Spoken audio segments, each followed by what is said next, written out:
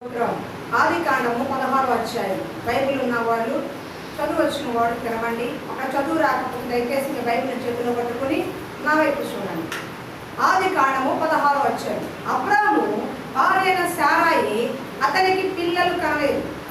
ఆమెకు హాగరు అను ఐగుప్తురాలైన దాసి ఉండెను. కాగా శారాయి, ఇదిగో నేను పిల్లని కనకుండా యెహోవా చేసి ఉన్నాడు, నువ్వు దయచేసి నా దాసితో పొమ్ము, ఒకవేళ ఆమె వల్ల నాకు సంతానం కలగవచ్చునని అబ్రాముతో చెప్పింది. అబ్రాము శారాయి మాట వినెను. కాబట్టి అబ్రాము కానాను దేశంలో 10 ఏళ్ల కాపురం ఉన్న తరువాత అబ్రాము భార్యైన శారాయి తన దాసైన హాగరును ఐగుప్తులను తీసుకొని తన పెనిమిటైన అబ్రహాము భార్యగా ఉండునట్లు అతనికి ఇచ్చెను. హల్లెలూయా. అమ్మగా ప్రేమించే మా ప్రియ పరలోక తండ్రి, నీకు వందనాలు స్తుతులు స్తోత్రాలు చెల్లించుకున్నామయ్యా. మరి నీ కృపలో ప్రభువా ఈ ఆదివారం సాయంకాలం అయ్యా మరి సంఘంలో నీ వాక్యం అందించడానికి ఇచ్చిన కృపను బట్టి నీ దయను బట్టి వందనాలు స్తుతులు స్తోత్రాలు చెల్లించుకున్నాం. వచ్చిన బిడ్డని దీవించండి, ఆశీర్వదించండి. ఈ లేఖన భాగాన్ని మీకు అప్పగిస్తున్నాం. కూడా వచ్చి నాతో బిడ్డతో మీరు మాట్లాడండి. ఎక్కడ మేము ఇంకా సరి చేసుకోవాలో, ఎక్కడ ఆశీర్వదకరంగా ఉండాలో మాకు సహాయం దయచేయమని, వచ్చిన ప్రతి బిడ్డతో ముఖాముఖిగా మీరు మాట్లాడమని, నీ కృపలో వాళ్ళు ఆత్మీయంగా వర్ధిల్లింప చేయండి ప్రభువా. ఎక్కడ ఈ విషయాల్లో కూడా ప్రభువా మరి అయోగ్యులుగా కాకుండా నీ చిత్తానికి లోబడే మనసు మాకు దయచేయమని, ఈ వాక్యాన్ని విరిచి నాకు మాకు అందరికీ ఆత్మీయ ఆహారం పరలోకపు మన్నా మాకు దయచేయమని, ఈ వాక్యం వింటున్న హృదయాల్లో వారి గ్రహింపు శక్తి వారికి దయచేయి. యూదియా హృదయం తెరిచినట్లుగా ఇక్కడ నా హృదయాలు తెరవబడాలి యేసయ్యా. ఈ వాక్యం వాళ్ళ మనసులో భద్రపరచబడాలి యేసయ్యా. వాడు గ్రహించుకుంటేనే వాడు అర్థం చేసుకుంటారు యేసయ్యా. గ్రహింపు గల మనసు వారికి దయచేయి. నీ పరిశుద్ధాత్మ అభిషేకం కుమ్మరించమని యేసునామమున తండ్రి, ఆమేన్. ఎండ తీవ్రత బాగా చెమట బాగా కలిగిపోతుంది. ఓకే, ఏదేమైనా సరే ఇక్కడ అబ్రాము చదివిన మాటకి అర్థం చెప్తున్నాను. మందనండి బాగా. అబ్రాము దేవుడు పిలిచాడు. అబ్రాము విగ్రహారాధన కుటుంబంలో ఉన్న వ్యక్తి. అబ్రాహాము ఎవరంటే బొమ్మలు తయారు చేశారు. ఇప్పుడు వినాయక చవితికి బొమ్మలు తయారు చేస్తారు. తెలుసుగా మీకు బొమ్మలు తయారు చేస్తూ ఉంటారు. ఆ బొమ్మలు తయారు చేసే వృత్తి ఆనాడు అబ్రహాము తండ్రి తేరాహు మరి అబ్రహాము వాళ్ళందరూ కూడా బొమ్మలు తయారు చేసే వృత్తిలో ఉండేవారు. అలాంటి అబ్రహాముని దేవుడు పిలిచాడు. అబ్రహామా లేచి రా అన్నాడు. ఎక్కడ రమ్మన్నాడు చెప్పలేదు, ఏ దేశానికి చెప్పలేదు, ఏ ప్రాంతం చెప్పలేదు. లేచి రా అన్నాడు. తన భార్యని తీసుకుని తన సోదరు తీసుకుని వచ్చాడు. వచ్చిన అతన్ని దేవుడు వ్యర్థంగా ఏం ఉంచలా. తను నమ్మి వచ్చినందుకు ఒక మంచి సురక్షిత ప్రాంతంలో ఉంచాడు. అబ్రహామును ఆశీర్వదించాడు. ఒక కొద్దిపాటి తను తన భార్య మామూలుగా వచ్చారు. కానీ అబ్రహాము దేవుడు ఇచ్చిన వాగ్దానం, నేను నిన్ను ఆశీర్వదించి అనేకులకు ఆశీర్వాదకరంగా ఉంచుతాను, నీ సంతానాన్ని ఆకాశ నక్షత్రం వల్లే చేస్తాను, నువ్వు ఆశీర్వదించబడతావు, నువ్వు గొప్పవాడే అవుతావు అని చెప్పి వాగ్దానం చేశాడు. అలాగే అబ్రహాముకి దేవుడు కూడా ఆశీర్వదించాడు. దాసుని ఇచ్చాడు, గొర్రెల్ని ఎడ్లని ఇచ్చాడు. ఆ ప్రాంతం అంతట్లో కూడా ఆ భూభాగంలో చాలా ఆస్తి ఇచ్చాడు. తనని బట్టి తన తమ్ముడైన లోతు కూడా ఆశీర్వదించబడ్డాడు. వాళ్ళిద్దరికీ కూడా దేవుడు ముఖ్యంగా అబ్రహాముని చాలా ఆస్తి పడి గొప్పవాడిగా చేశాడు. కానీ పిల్లలు మాత్రము పుట్టలేదు. అప్పుడు చాలా సంవత్సరాలు గడిచిపోతున్నాయి. ఆస్తి పెరుగుతుంది, దాసాదాసులు పెరుగుతున్నారు, భూభాగం అంతా పెరుగుతుంది. కానీ తన గర్భవాసాన పిల్లలు పుట్టట్లేదు. తన వయసు పెరుగుతుంది. శారాన్ని చూస్తే మృతతుల్యమైన శరీరం వచ్చేసింది, ముడతల చర్మం వచ్చేసింది, స్త్రీ గర్భం నిలిచిపోయింది. ఏ మాత్రం గర్భం ధరించి కుమారుని కనే అవకాశం కోల్పోయింది. అలాంటి సమయంలో దేవుడు చెప్పాడు, అబ్రామా నా మాట విను, నేను నీకు సంతానాన్ని ఇస్తాను, వాగ్దానం పుత్రుని ఇస్తాను, అతని ద్వారా ఆ ఇసుక రేణువులంతా ఆకాశ నక్షత్రం అంతా జనాన్ని ఇస్తాను అన్నాడు అని వాగ్దానం చేశాడు. ఆ వాగ్దానాన్ని పట్టుకున్నాడు అబ్రాము శారా. దేవుడు మా శరీరం ఇంత సహరించకపోయినా, మా వయసు పెరిగిందా సరే చెప్పిన మాట నెరవేర్చే దేవుడు ఆయన దేవుడు కదా, తప్పకుండా నెరవేర్చాడని ఆయన మాట మీద నమ్మకంగా ఉన్నారు. కొంతకాలం జరుగుతూ ఉండే రోజుకి ఇప్పటికి ఫర్ ఎగ్జాంపుల్ 10 ఏళ్ళు అవుతుంది వాగ్దానం వచ్చి. 10 ఏళ్లలో శరీరం పెరుగుతుందా పెరగదా? వయసు పెరుగుతుంది, శరీరం కూడా ముడత పెరిగిపోతా ఉండదు. ఇవన్నీ చూసినాక మళ్ళా అబ్రహాము నేను నిన్ను ఆశీర్వదిస్తున్నా అన్నాడు దేవుడు 15వ అధ్యాయంలో. ఆయన అన్నాడు, ప్రభువా నువ్వు ఆశీర్వదించి నాకు ఏం ప్రయోజనము, కాస్తంతా బాగానే ఇచ్చావు, కానీ ఒక్క కుమారుని ఇవ్వలేదు కదా, ఎబినేజర్ని పెంచుకోనా, నా దాసుల్లో పెద్ద దాసుడు పనోడు పెద్దోడు వాడిని ఎంచుకోనా, కుమారుడిగా తెలుసుకోనా అన్నాడు. వద్దొద్దు, నీకు గర్భవాసాలు పుట్టిన కుమారుడే, నీ గర్భాన పుట్టిన కుమారుడే వాగ్దాన పుత్రుడు ఆశీర్వదిస్తారని చెప్పాడు. చెప్పిన తర్వాత అదే దేవుని మాట నమ్మాడు, అతను నీదిగా అచ్చబడి. కానీ ఈ మధ్యకాలంలో జరగకపోయే పాటికి శారమ్మకి కొంచెం తొందరపాటు వచ్చేసింది. ఏమొచ్చింది?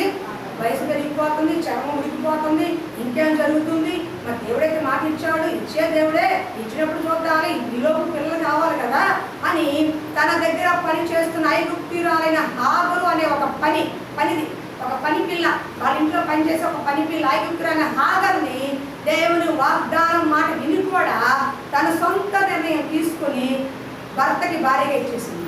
నాకు పిల్లలు కానీ యోగ్యత కనిపించట్లేదు, శరీరం ఉడికిపోతుంది, మరి వయసు పెరిగిపోతుంది, పిల్లలు చూడకుండా చచ్చిపోతారేమో, ఇవో నా దాసి ఉంది కదా, నా కింద పనిచేసే దాసి ఉంది కదా హాగరు, ఈ దాసితో పోయి నాకు కుమారుని కొను అని హాగర్ని భార్యగా ఇచ్చేసింది.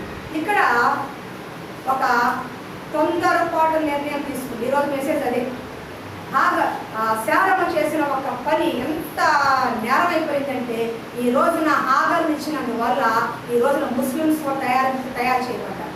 ముస్లిమ్స్ ప్రాంతంలో ఉన్న వాళ్ళందరూ కూడా హాగర్ ఇస్మాయిల్ సంతానం. ఒక్క చిన్న పొరపాటు ఎంత పెద్ద నష్టాన్ని తీసుకొచ్చిందో తెలుసా? తొందరపాటు నిర్ణయాలు, తొందరపాటువి మనకి నష్టాన్ని తీసుకొస్తాను చెప్పడానికి ఈ రోజున వాక్యం మీకోసం దేవుడు మన కోసం సిద్ధపరిచాడు. ఆ దేవుడు ఏం చెప్పాడు అబ్రహాం శారాకి? నేను నీకు వాగ్దాన పుట్టుని ఇస్తానన్నాడు. ముడతలు పడితే నీకెందుకు, ముసలిదానికి నీకెందుకు? వాగ్దానం చేసింది ఎవరు? మనిషి కాదుగా. మాట తప్పడానికి మనమైతే మాట తప్పుతాం, కానీ దేవుడు మాట తప్పడు. ఎప్పుడైనా సరే టచ్లోపని ఇస్తాడు, ఆయన ఇవ్వగలడు. ఆ సామర్థ్యం ఆయనకు ఉంది. నువ్వు ఎంత పండు ముసలిదానమైనా ఇస్తాడు. ఈ మధ్యన గుంటూరు హాస్పిటల్లో ఎక్కడో 54 సంవత్సరాలు ఆవిడ 2 కవల పిల్లలు జన్మించింది. 2 కవల పిల్లల్ని జన్మనిచ్చింది. వండరు. ఆయన 74, ఆమె ఒక 54, 55 ఉన్నాయంట. అవునా కదా? ఆ వయసులో అమ్మకి అంటారా? చాలా రేరు. అలాంటి 2 కవల పిల్లలు కలిగింది ఆవిడ. మరి ఆమెకే వచ్చినప్పుడు దేవాది దేవుడు సాక్షాత్తు నీకు వాగ్దానం ఇచ్చాడుగా, ఇస్సాకుని ఇస్తానని. ఆగాల కదా. కొన్ని అబ్రహాం అన్న బుద్ధుందా? దొరికిందే ఛాన్స్ హాగర్ సంగ్రహించుకుని అయిపోయాడు. అమ్మ శారమ్మ, దేవుడు మాట ఇచ్చాడు కదా, వాగ్దానం చేసి కొన్నాళ్ళు ఆగుదాము, నువ్వు ఆగమ్మా అని చెప్పకుండా ఆగర్ నివ్వంగానే చక్కగా అయిపోయాడు అబ్రహాం. దొరికిందే ఛాన్స్ అని ఆగర్ నివ్వంగా దొరికిందే ఛాన్స్ అని అబ్రహాం తీసుకుని అయిపోయాడు, భార్య చేసుకున్నాడు. ఇక్కడ శారా తొందరపాటు నిర్ణయం తీసేసుకుంది. దేవుడు వాగ్దానం ఇచ్చాడు, కానీ వాగ్దానం నెరవేర్పు వరకు ఆవిడ ఆగలేకపోయింది. తన శరీరాన్ని, తనకున్న వయసు పైబడుతున్న వయసుని, తన శరీరాన్ని చూస్తుందే తప్ప వాగ్దానం చేసిన దేవుడు నమ్మదగిన వాడు, నా మృత తుల్యమైన, నా చర్మం ఉడికిపోయినా, నా గర్భం పనికి రాకపోయినా నాకు కుమారుడు దయచేగా సామర్థ్యం ఆయనకు ఉంది అన్న నమ్మకం, విశ్వాసం కనిపించకుండా తొందరపాటు నిర్ణయంతో దేవుడిని సంప్రదించలేదు, దేవుడిని ప్రార్థించలేదు, తానుగా నిర్ణయం తీసుకుని ఆగర్ని చేసింది. ఆగర్ ద్వారా వచ్చిన సంతానమే ఇస్మాయిల్. ఇస్మాయిల్ అంటే ముస్లిమ్స్ సంతానం. ఈ రోజుకి ముస్లిమ్స్కి క్రైస్తవం పడట్ల. ఆ దేశాలు, ఇజ్రాయెల్ దేశానికి, ఇరాన్ దేశాలు, కొన్ని దేశాలకి పడట్ల. ఎప్పుడు యుద్ధాలు జరుగుతూనే ఉంటాయి, ఎప్పుడప్పుడు యుద్ధాలు జరుగుతూ వస్తున్నారంట. ఒక జనాంగాన్ని శత్రువులుగా మార్చేసింది. సరే, ఇప్పుడు ఆగర్ పక్కన పెడదాం. ఇప్పుడు ఆమె చేసిన పని ఏంటి? శారమ్మ తొందరపాటు నిర్ణయం తీసుకుంది. ఈ రోజున చాలా మంది తొందరపాటు నిర్ణయాలు తీసుకోవడం వల్లే కుటుంబంలో సమస్యలు వస్తున్నాయి. దేవుడు వాగ్దానం చెప్పాడుగా, దేవుడు మాట ఇచ్చాడుగా, చేస్తానన్నాడుగా. ఈ రోజు కాదు రేపు చేస్తాడు, రేపు కాదు ఎల్లుండి చేస్తాడు. ఆయన ఇష్టం, ఆయన సమయంలో చేస్తాడు. నువ్వు చెప్పినప్పుడు చేయడు, నేను చెప్తే చేయడు. ఆయనకి నచ్చినప్పుడు ఆయన సమయంలో చేస్తాడు. అంతవరకు మనము ఎదురు చూడాలి. అంతవరకే, మన సొంతంగా మనం తీసుకోకూడదు. శారమ్మ తొందరపడి ఆగమించేసింది. దేవుణ్ణి సంప్రదించలేదు, దేవుణ్ణి అడగలేదు. ఒక తొందరపాటు నిర్ణయము ఒక నష్టాన్ని తీసుకొచ్చింది. ఈ రోజున నిన్న పేపర్లోన టీవీలో చూపించాడు. ఒక అబ్బాయి ప్రేమించాడు ఒక అమ్మాయిని. ప్రేమించి ఆ అమ్మాయి ప్రేమించలేదంట, వాడు ఆత్మహత్య చచ్చిపోయాడు. 25 సంవత్సరాలు ఉన్నాయి, 27, 28 సంవత్సరాలు. తల్లిదండ్రులు ఉన్నారా?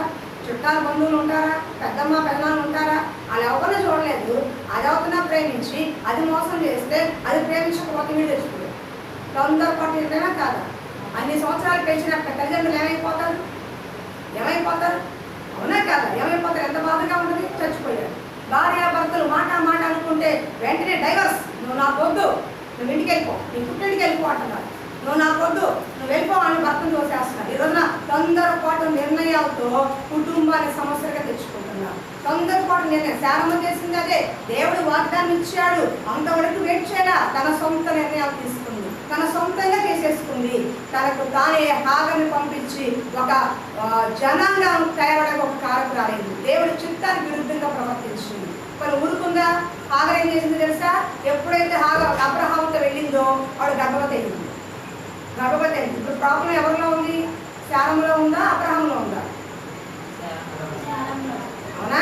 అర్థమవుతుంది. అబ్రహాము తనతో శారమ్మ కాపురం చేసిన గర్భవతి కాలం హాగర్ ఇచ్చిన అవంగానే ఆమె గర్భవతి అయింది. ఇప్పుడు ప్రాబ్లం ఎవరిలో ఉంది? శారములో ఉంది. అవునా? ఎప్పుడైతే హాగర్ గర్భవతి అయిందో యజమానురాలు శారా నీచంగా చూస్తుంది. నేను నిన్నగా మూడు పెళ్లి చేసుకున్నాను, నేను గర్భవతిని అయ్యాను, నువ్వు గొడ్రాలే అని యజమానురాలైన శారమ్మని నీచంగా చూసింది. ఇంకా శారమ్మ కోపం వచ్చేసింది. దాన్నే తప్పుగా చూస్తుందా, దీన్ని బయట పంపించాయి. అబ్రహాము చెప్పింది, నాకు హాగర్ వద్దు, పంపించేయండి, బయటికి పంపించేయండి. తనకు తానుగా అవమానం తెచ్చుకుంది, తనకు తానుగా తొందరపాటు నిర్ణయం తీసుకుంది, తనకు తానుగా దేవుడికి చిత్తానికి వ్యతిరేకంగా ప్రవర్తించి శారమ్మ. కాబట్టి మన జీవితంలో ఎప్పుడూ కూడా తొందరపాటు నిర్ణయాలు తీసుకోకూడదు. ఒక క్రిస్టియన్ అందరూ భార్య భర్తలు పెళ్ళైన కొత్త పేపర్లు వేసాడు, ఇది కూడా భర్తలు సినిమా తీసుకెళ్ళమంది. నేను సినిమా తీసుకెళ్ళి కొత్త సినిమా కానీ అమ్మ నాకు పనుంది, రేపు వెళ్తాం అన్నాడు. లేదు, తీసుకెళ్తావా లేదా, నా మాట నెగ్గాలి, నేను చెప్తే వినాల్సిందే అంది. ఆయన పనికి వెళ్ళిపోయాడు. ఆ కృష్ణానది తీసింది. దేనికి? ఒక్క సినిమాకు తీసుకెళ్ళలేదు అన్న ఉద్దేశంతో నా మాట నెగ్గలేదు అన్న కోపంతో ఆ కృష్ణానది తీసింది, చచ్చిపోయింది. ఒక ఏదో సినిమా కోసం ప్రాణం పెట్టుకుంటారా? తొందరపాటు నిర్ణయం కదా, అవునా కదా? తొందరపాటు నిర్ణయంతో ప్రాణాలు పోగొట్టుకుంటున్నారు, తొందరపాటు నిర్ణయాలతో కాపురాలు పోగొట్టుకుంటున్నారు, తొందరపాటు నిర్ణయాలతో బంధాలు పెంచుకుంటున్నారు, తొందరపాటు నిర్ణయాలతో సంఘాలు విచ్ఛిన్నమైపోతున్నాయి. దయచేసి తొందరపడి ఏ నిర్ణయాలు మీరు తీసుకోకండి. అది దేవుడి చిత్తమా కాదని ఆలోచించి తీసుకోవాలి. దేవుడు నిన్ను పెట్టాడు, ఇక్కడ నాటాడు. ఈ వాక్యానికి, ఈ పద్ధతికి, ఈ క్రమానికి నేను చచ్చే వరకు, మీరు పోయే వరకు, దేవుడు వచ్చే వరకు నిలిచి ఉండాల్సిందే. ఒకటి గుర్తుపెట్టుకోండి, సంఘము అన్ని చోట్ల వాక్యమే వస్తుంది, కానీ మీ ఆత్మకి ఎక్కడ ఆహారం అక్కడే కడతాడు. ఏ పాలైనా తాగుతామని జిల్లెడు తాగుతారా? ఏదైనా పాలే కదా అని జిల్లెడు పాలు తాగుతారా? చెప్పండి. మేకపాలు, గాడిద పాలు తాగే ఉన్నారు, గేద పాలు అవి తాగే ఉన్నారు. జిల్లెడు పాలు తాగుతారా? ఏమవుతుంది? వెళ్ళిపోతారు. ఏదైనా పాలే కదా అని అవి కూడా తాగేస్తే చచ్చిపోతాం. ఏదైనా కానీ ఎక్కడ పడితే అక్కడ వెళ్ళిపోతే మన ఆత్మీయ జీవితం చచ్చిపోతుంది. మనం చావం, ఆత్మీయంగా చచ్చిపోతాం. నామకార్థంగా ఇల్లు వస్తాం, బయటపడికి మనకు తేడా ఉండదు. ఎప్పుడైతే మంచి గద్దింపుతో, ప్రేమతో సరిచేస్తే చోట ఉంటామో అభివృద్ధి పొందుకుంటాం. బాగా పద్ధతిగా పెంచే తల్లిదండ్రులు చూడండి, అడ్డదిడ్డంగా వదిలేసి పిల్లలు చూడండి, నీకే అర్థమవుతుంది. టయానికి ఎప్పుడు వస్తున్నారు, ఎన్నింటికి వస్తున్నారు, ఏ టయానికి వస్తున్నారు, ఏ అలవాటుని పద్ధతిగా పట్టించుకునే తల్లిదండ్రులకిను ఇష్టానుసారంగా వదిలేసే తల్లిదండ్రులు చూడండి ఎలా ఉంటారు పెంపకం. మీకు అర్థమవుతుందా? ఇప్పుడు ఆ పాప ఉందమ్మా, 15 ఏళ్ళ వయసు ఉంది, రాత్రి 12 కోసం ఊరుకుంటావా? మా అమ్మాయి తిరిగితే కొంచెం ఊరుకుంటావు నువ్వు? లేదు. ఆడపిల్ల ఏమైపోతుందని భయం, ఎలా పడితే తిరగకూడదు, రోజులు బాగాలేదు, పరిస్థితి బాగాలేదు, ఎక్కడికి వెళ్ళావు, ఏం చేస్తున్నావు, ఇంకొకసారి ఇలా లేటుగా వస్తే తోలు చేస్తా అని 2 బీట్ కూర్చోబెడతాం. అంతేగాని పోతే పోయినా మా ఎక్కడ తిరిగితే వాళ్ళు వచ్చావు ఇంటికి రా మా అమ్మ పెడతాను తీసుకుంటే రేపు 2 అయితే రేపు 3 అయింది. అర్థమవుతుందా? క్రమశిక్షణ అదుపు లేని పిల్లలు తప్పిపోతూ ఉంటారు. అందుకని ఆత్మీయం కూడా అంతే, తప్పిపోయిన స్థితిలో మనం ఉండకూడదు. తొందరపాటు నిర్ణయాలు ఏది కూడా మనము తీసుకోకూడదు. అది కుటుంబానికి కానీ, సంఘానికి కానీ, మనకి కానీ అది మంచి క్షేమమైన పరిస్థితి కాదు. శారమ్మ తీసుకున్న తొందరపాటు నిర్ణయము తన కుటుంబాన్ని, తనకు అవమానం తీసుకొచ్చింది, తనకి దుఃఖాన్ని తీసుకొచ్చింది, ఒక జనాంగాన్ని విరుద్ధంగా వేసేంత పరిస్థితి తీసుకొచ్చింది. రెండోది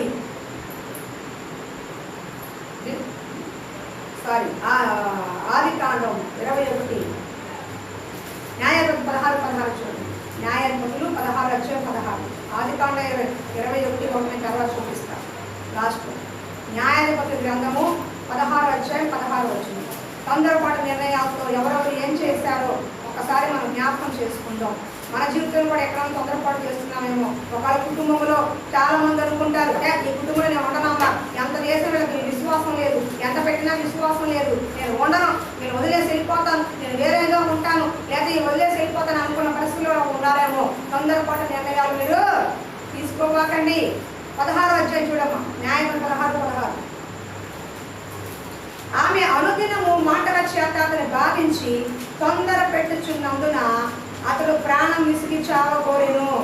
అప్పుడు తన అభిప్రాయం అంతయు ఆమెకు తెలియజేసెను. హల్లెలూయా. ఇక్కడ సంసోను జీవితం. శారమ్మ తొందరపాటు తనకు తాను అవమానాన్ని దుఃఖాన్ని తెచ్చుకుంది. దేవుడి చిత్తము లేకుండా ఒక వ్యతిరేకమైన జనాంగానికి ఆవిడ కారకురాలైంది. అవునా కాదు? దేవుడిని అడగకుండా ఒక జనాంగానికి ఆవిడ కారకురాలైంది. దేవుడి చిత్తానికి వ్యతిరేకంగా ఒక జనాంగానికి కారకులైంది. అబ్రహాం మోహన్ చూశాడు, ఆ జనాంగాన్ని ఆశీర్వదించాడు దేవుడు.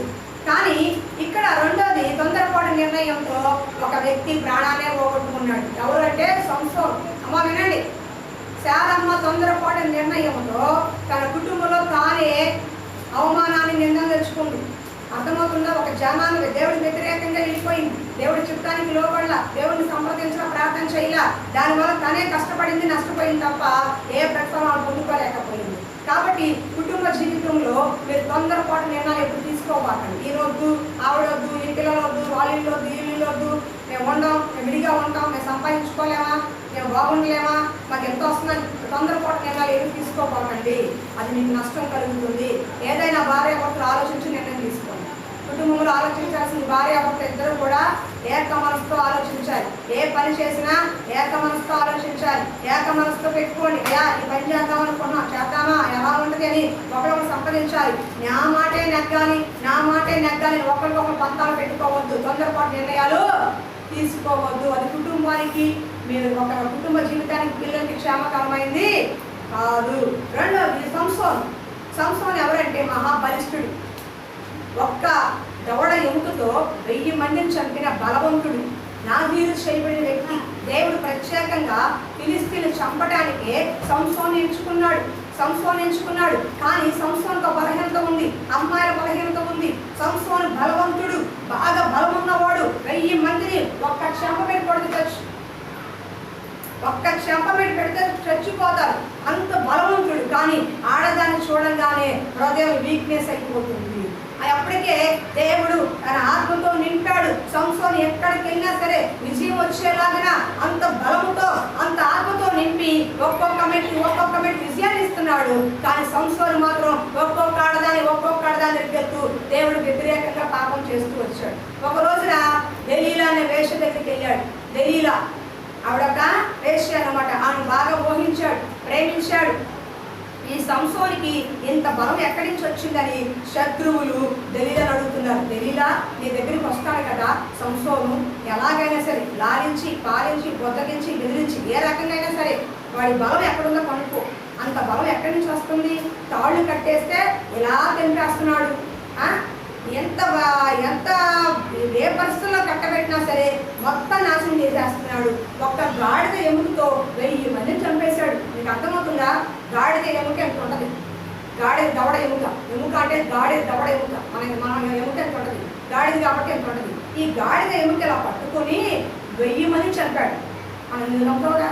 ఇద్దరు కొట్టుకుంటాం, ఎందుకు కొట్టుకుని ఇద్దరు డస్టుకుంటాం. పట్టగలవా? పట్టలేరు. ఆత్మ ఎవరిచ్చాడు? దేవుడు ఇచ్చాడు. తనలో ఆత్మ అభిషేకాన్ని పెట్టే శత్రువులు నాశనం చేయడానికి, శత్రువులు ఇశ్రాయేలు ప్రజలు కష్టపెడుతున్నందుకు వాళ్ళు చంపడానికి దేవుడు సంవత్సరం బలమిస్తే ఈ బలం తీసుకెళ్ళి అమ్మాయిల దగ్గర పెట్టి అతను తీసుకెళ్ళి దేవుడా అనాల్సిన సంసోను దెలీలా అని పోయాడు. దేవుడి ఆత్మకు విరోధంగా ఎవరు చేయకూడదు. నీకు బలం ఇచ్చాడు, శక్తినిచ్చాడు, ఆరోగ్యం ఇచ్చాడు, ఆయుష్కాలం ఇచ్చాడంటే దేవుడికి ఉపయోగపడాలి. ఒకటి దేవుడికి ఉపయోగపడాలి, నీ కుటుంబానికి ఉపయోగపడాలి, దేశానికి ఉపయోగపడాలి. అంతేగాని పనికి మానవాళ్ళకి కాదు ఉపయోగపడాల్సింది, అడ్డమైన తిరిగే వాళ్ళ దగ్గర కాదు. అది చాలా మంది దగ్గర వెళ్ళిపోతూ ఉంటారు, జరుగుతుంది అనుకోవడం. వాడి పిల్లలు తప్ప ఊళ్ళో పిల్లలందరూ అర్థం కనపడతారు, భర్త తప్ప ఊళ్ళో భర్తలు అందం కనపడతారు. అదేంటే నాకు అర్థం కాదు. కానీ సంసోను కూడా దెలీలా వెళ్ళిపోయాడు. ఫిలిస్తీన్లు వచ్చారు, నేను డబ్బులు ఇస్తాము, దెలీలా అంత బలం ఎక్కడ నుండి చెప్పు అని అడిగారు. దెలీలా ఏం చేసిందంటే చక్కగా ఒళ్ళో పడుకోబెట్టుకుంది. ప్రేమించాడు కదా, ఒళ్ళో పడుకోబెట్టుకొని తల నిమురుతుంది. మా కుక్కకి తల నిమురుతూ ఉంటే పక్కన ఎదురుకోండి. మా కుక్క పిల్ల తలగానికి ఇలా నిమురుతూ ఉంటే ఆ స్పర్శకి చక్కగా నిద్రపోతుంది. మరి సంవత్సరంలో కూడా నిద్ర వచ్చిందో ఏమో ఢిల్లీలో వాళ్ళు తల పెట్టుకుని పడుకున్నాడు. అంటది నా మీద నీకు ప్రేమ ఉంటే నీ బావ ఎక్కడో చెప్పుకుంటాడు. ఒకసారి 2 సార్లు చెప్పాడు, తప్పుగా చెప్పాడు. 2 సార్లు 3 సార్లు తప్పుగా చెప్పాడు, కానీ నిజం చెప్పరా. ఇంకా లాస్ట్కి కూర్చున్నా, పడుకున్నా, నుంచున్నా, పక్కకు వచ్చినా నీ బలం ఎక్కడ ఉందో చెప్పు, నీ బలం ఎక్కడో చెప్పు అడుగుతానే ఉంది. నా మీద నీకు నిజంగా ప్రేమ ఉంటే నీ బలం ఉందో ఎక్కడో చెప్పు అంది. ఇక పెద్ద విసిగిస్తుంది. పక్కకు వచ్చినా ఎక్కడొచ్చినా ఇదే అడుగుతుంది అని తట్టుకోలేక చెప్పేశాడు. కొంతమంది ఆడవాళ్ళు ఉంటారు, చీర కొనిస్తానని చాలు, ఎప్పుడు కొనిస్తావు, కూర్చున్నా, నుంచున్నా, పడుకున్నా, తింటన్నా చెప్పావుగా, ఎప్పుడు కొనిస్తావు, అప్పుడు చెప్పావుగా, ఎప్పుడు కొనిస్తావు, రేపు కొనిస్తావా, ఇల్లు కొనిస్తావా, గాజు చేపిస్తావా, మెళ్ళ హారం చేపిస్తావా, గొలుసెప్పుడు చెప్తా, నీకు అర్థమవుతుందా. కూర్చున్నా, తింటున్న ఆడవాళ్ళు తెగిస్తారు. ఆ పని అయ్యేంతవరకు అయిపోయాడు. వాడికి అన్నం పెట్టేది ఉండదు, ఫుడ్ ఉండదు, పెట్టి ఉండదు, ఏముండదు, ముందు అలా పని అయిపోవాలంటే. ఇస్తావా చస్తావా అని అడిగే ఆడవాళ్ళు చాలా మంది ఉన్నారు బయట. ఢిల్లీలో కూడా నీ యొక్క బలం ఎక్కడుందో చెప్పు, కూర్చున్నా, నుంచున్నా ప్రతి విషయం ఇసుకిస్తుంది. ఒకరోజు తట్టుకోలేకపోయాడు సంవత్సరం. ఆ తల పెట్టుకున్న దాంట్లోనే నా బలము నా జడలో ఉంది. దేవుడు తనకి ఏం చెప్పాడంటే మంగళ కట్టేయకూడదు, తన జడలో తనకు బలం ఇచ్చాడు దేవుడు. నా జీవి చేయబడిన వ్యక్తి అంటే దేవుడికి ప్రతిష్ఠించబడిన వ్యక్తి తన ధ్యానం చేసుకోకూడదు, తల కత్తిరించుకోకూడదు. నీకేం చేసి తట్టుకోలేక ఢిల్లీలో పద్దాకులు అడుగుతూ విసిగిస్తుంది రోజు కానీ తన రహస్యాన్ని చెప్పేశాడు. నా తల జడలో నా తలలో బలం, నా వెంట్రుకలు కత్తిరిస్తే నా బలం అంతా పోతుందని చెప్పేశాడు. ఎప్పుడైతే చెప్పాడు వెంటనే ఢిల్లీలో ఫిలిస్తీన్ దగ్గరికి వెళ్ళింది. తనను కరెక్ట్గా నిజం చెప్పాడు. వచ్చాడు నమ్మి డబ్బు దీన్ని మూటలు పడేశాడు. ఢిల్లీలోకి అతను తీసుకెళ్ళిపోయారు. పడుకొని తన ఒళ్ళో కలపెట్టుకుని పడుకున్నప్పుడు, నిద్రపోతున్నప్పుడు ఇది జడ కత్తిరించేసింది. వెంటనే ఫిలిస్తీన్లు వచ్చి సంస్థను కట్టేశారు. ఎప్పటిలాగే ఇలా అన్నాడు. అప్పట్లో సంస్థను కట్టేస్తే ఇట్లా అన్నాడు అనుకో, ఈ కట్టేసి అన్నీ కూడా టప్ప టప్ప టప్ప అని తెలిపేది. ఇప్పుడు కూడా కట్టేశారు. కట్టేసి ఎప్పటిలాగే అని ఇట్లా అన్నాడు, కానీ బలం లేదు, దేవుడు ఆత్మ లేదు. ఎప్పుడైతే జడ కత్తిరించేశాడో, నా జీరు చేయబడే వ్యక్తి ఎప్పుడైతే తప్పిపోయాడో, ఆ రహస్యాన్ని చెప్పేశాడో, వెంటనే అతనిలో ఉన్న దేవుని ఆత్మ వెళ్ళిపోయింది. దేవుని పరిశుద్ధాత్మ వెళ్ళిపోయింది. అతని బలం పోయింది. నిస్సహాయుడిగా మామూలు మనిషిగా ఉన్నాడు. వెంటనే అతను బంధించేసి ఒక నూనె కళ్ళు పీకేశారు. ఏం చేశారు? కళ్ళు పీకేసి నూనె గానుగులో తిప్పుతా ఉన్నారు. 1000 మందిని చంపిన బలవంతుడు, దేవుడు ఎన్నికలో ఉన్నవాడు, దేవుడే ఏరి కోరి పిలుస్తుని చంపడానికి మనోహరి అడగకపోయినా నేను నీకు కుమారుని ఇస్తున్నా అని చెప్పి అంత ఇదిగా చేస్తే ఒక ఆడదాని సుఖం కోసం, ఒక ఆడదాని అల్పమైన సుఖం కోసం తన బలాన్ని పోగొట్టుకున్నాడు. దేవుని ఆత్మ అభిషేకాన్ని పోగొట్టుకున్నాడు. అంత బలవంతుడైన సంసోను నూనె గానుగును చూశారు. గానుగా ఎద్దులు తిరుగుతా ఉంటే గానుగా, ఆ గానుగ ఎద్దుగోలు ఆ గానుగ కాడి సంవత్సరంలో పెట్టి తిప్పుతున్నారు. కళ్ళు పీకేశారు. ఏం కనిపించట్లా, గానుగు తిరుగుతున్నట్టు తిరుగుతున్నాడు. బలవంతుడు బలహీనుడైపోయాడు. అక్కడ గుర్తుపెట్టుకోండి, ఏ బలహీనత నీలో ఉంటుందో అదే నేను పట్టుకుంటుంది. ఏ బలహీనతను బానిస అవుతావో అదే పాపం నేను పట్టుకుంటుంది. కాబట్టి దేనికి కూడా ఒక ఆడదానికి బానిస అవ్వకూడదు, ఒక మగాడికి ఎప్పుడు బానిస అవ్వకూడదు, ఒక డబ్బుకు మనం బానిస అవ్వకూడదు, ఏ రక్త సంబంధికి ఎవరికి లోపల బానిసగా బతకూడదు. ఒక దేవుడికి మాత్రమే లోబడాలి, దేవుడికి మాత్రమే మనము లోబడాలి. లేదంటే ఆ బానిసత్వం మనం తినేస్తుంది, మనం చంపేస్తుంది. సంసోను ఎంత బలవంతుడు, దేవుడు ఏది కోరి ఒక పర్పస్ కోసం ఉంచితే ఒక ఆడదాని పొందు కోసం, సుఖం కోసం తన రహస్యాన్ని చెప్పేశాడు. ప్రసంగి గ్రంథంలో ఉంది, నీ కోవిడ్లో పండుకున్న దాంతో నీ రహస్యాన్ని చెప్పమాకరం. అర్థమవుతుందా? మీ కుటుంబస్తులు చెప్తున్నాను, మీ కుటుంబంలో భార్య భర్త జరిగే ప్రతిదీ మీరు ఎదురు చెప్పకండి. వదిన మీ అన్నయ్య ఏం చేశాడు, పని పాట ఉండదు, అడ్డమైన చెప్పడంతో చెప్తారు. దయచేసి చెప్పకండి. ఏది చెప్పాలో చెప్పండి. రహస్యం నీ చేతిలో ఇలా ఉన్నంతసేపు నీ గౌరవం ఉంటుంది. ఎప్పుడైతే ఇలా ఇప్పావో మొత్తం తీసుకోవాలి. నిన్ను చులకనగా చూస్తారు, నిన్ను చులకనగా చూస్తారు. కాబట్టి దయచేసి ఏం చెప్పాలో బయట అదే చెప్పండి. ఏం దాచుకోండి. ఒకవేళ కొట్లాట వచ్చినా, బాధలు వచ్చినా, ఒకవేళ భార్యాభర్త గొడవలు వచ్చినా సరే అది నువ్వు భరించాలి. నీ భార్య నువ్వు భరించాలి, నీ భర్త నువ్వు భరించుకోవాలి. అంతే తప్ప వీధెక్కి అటకెక్కి జనాలు చెప్పుకుంటే లోకువైపోతాము. నలుగురికి అవమానాస్పదంగా, అపహాస్యంగా కనపడతాం, హేళంగా కనపడతాం. కాబట్టి దయచేసి మీ కుటుంబంలో ఏమైనా జరిగితే అది ఎక్కడ చెప్పాలి అక్కడ చెప్పండి, లేదా ఎవరికి చెప్పాలి దేవుడికి చెప్పండి. ప్రార్థన చేసుకుని దేవుడికి చెప్పండి. ఒకవేళ నీ భర్త తప్పు చేస్తున్నాడు, భార్య తప్పు చేస్తుంది, ఇంకెవరైనా ఉన్నారనుకో, ఇవి ఇంట్లేదండి, ప్రభా నా భర్త నా మాట ఇంట్లేదయ్యా, కనికరించయ్యా, ఇది నలుగురు చెప్పుకుంటే నా పొరుగు పోద్ది, కుటుంబ పొరుగు పోద్ది, నా బిడ్డ భవిష్యత్తు పోద్దయ్యా, నేను చెప్పలేకపోతున్నాను, నా పరిస్థితి మార్చయ్యా అని దేవుడి దగ్గర కన్నీరు పెట్టుకోవాలి. కానీ ఈ అమ్మకి ఆ అమ్మకి చెప్పుకుంటే రేపు నడుస్తున్నప్పుడు అది చూసావు ఎట్లా ఉందో, వాళ్ళ ఆయన ఇట్టంట, వాళ్ళ ఆవిడ ఇట్టంట, వాళ్ళ అమ్మ ఇట్టంట చెప్తారా చెప్పరా? కాబట్టి రహస్యము నీ దగ్గర ఉండాలి. 99 పేజీలు బయట వాళ్ళకి ఇచ్చిన, నీకంటూ ఒక పేజీ ఉండాలి, నీ జీవితానికి ఒక పేజీ ఉండాలి. తట్టుకోలేకపోతే దేవుడి మందిరానికి వచ్చేయడు, తట్టుకోలేకపోతే దేవుడి మందిరానికి వచ్చేయడు. అంతేగాని మనుషుల దగ్గర ఏడవగా అపహాస్యం చేస్తారు, ఏడగా చేస్తారు, నవ్వులు పాలు చేస్తారు, ఎవరు ముందు చుచ్చు అంటారు, తర్వాత నేను దొక్కుతారు, ఎగటాళిగా చూస్తారు. తన సంవత్సరం బ్రతికి ఎగటాలు తొందరపడి నిజం చెప్పేశాడు, ఓర్చుకోలేకపోయాడు, పెద్ద విసిగిస్తుందని తొందరపడి తన రహస్యాన్ని చెప్పేశాడు. ఎప్పుడైతే చెప్పేశాడో తన ప్రాణం తెచ్చుకున్నాడు. వెంటనే కళ్ళు పీకేశారు, గానులు తిప్పారు, ఒక అపహాస్య వస్తువులా, ఒక జోకర్ లాగా గుళ్ళో బంధించేసి పెడితే ఆ చివరాఖరికి దేవుడి పశ్చాత్తాపడి, అయ్యా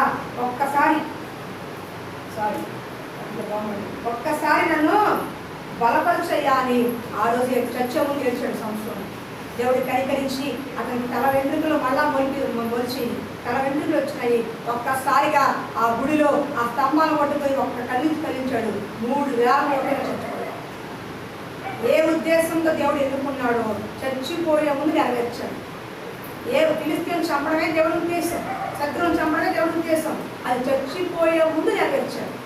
బతుకున్నప్పుడు, బలం ఉన్నప్పుడు, శక్తి ఉన్నప్పుడు దేవుడి దగ్గర రాలేకపోయాడు. చాలా మంది చేసే పదే తిరగొద్దయ్యా అంటే ఆ ఏడ్స్ వచ్చాను తిరుగుతానే ఉంటాడు. తాగొద్దయ్యా అంటే ఎవరు పాడేదా తాగుతానే ఉంటాడు.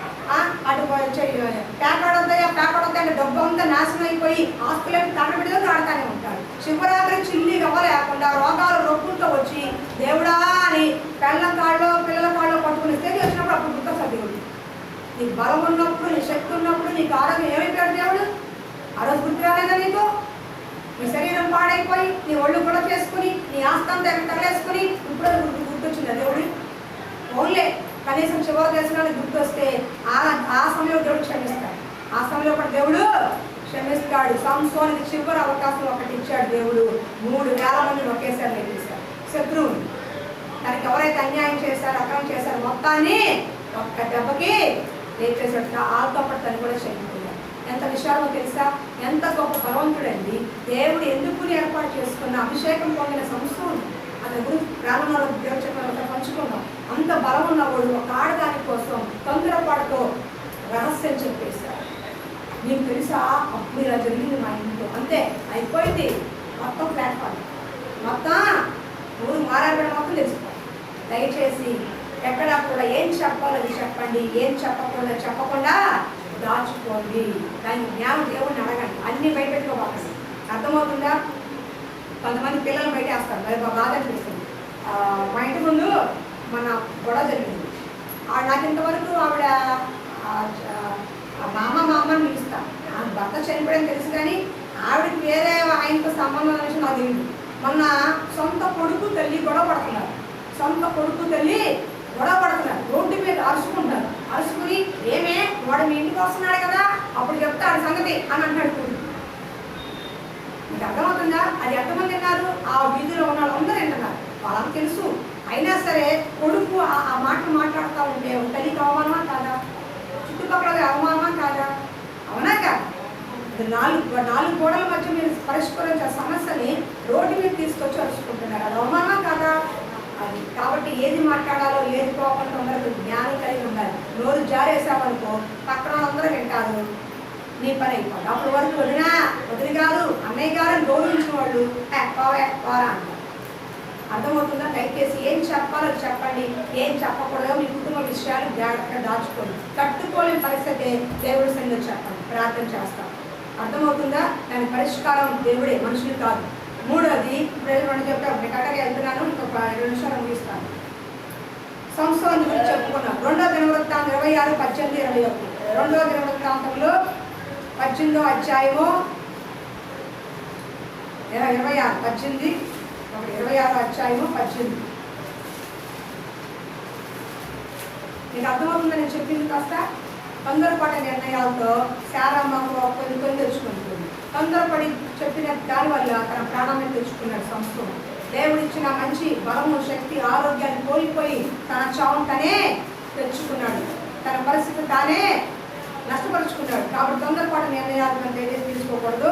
మూడవది, ఇక్కడ ఉజ్జియా రాజుని చూస్తున్నాం. ఉజ్జియా యెహోవాకు ధూపం వేయటకే ప్రతిష్ఠింపబడిన అహరోను సంతతి వారైన యాజకుల పనియే గాని నీ పని కాదు.